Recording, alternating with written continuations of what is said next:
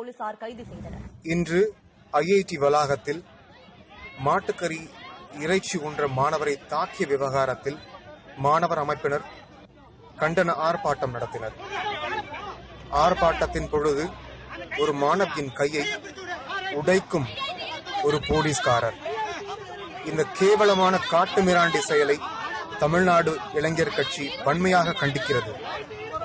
இந்த காவல்துறை மீது அதிகபட்ச தண்டனைகள் நிச்சயம் வழங்கப்பட வேண்டும்.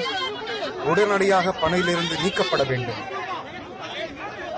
பாருங்கள் இந்த காட்டுமிராண்டி செயலை. இவர்களெல்லாம் மனிதர்களா? அமைதியாக போராடிய மாணவியை இப்படி செய்வது எவ்வகையில் நியாயம்?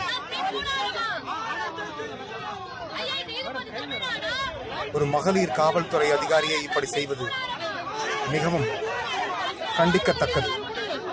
பாவம் அந்த மாணவி அமைதியாக போராடியதை தவிர வேறு என்ன செய்தார் அவர்? அதிகம் பகிருங்கள் நண்பர்களே.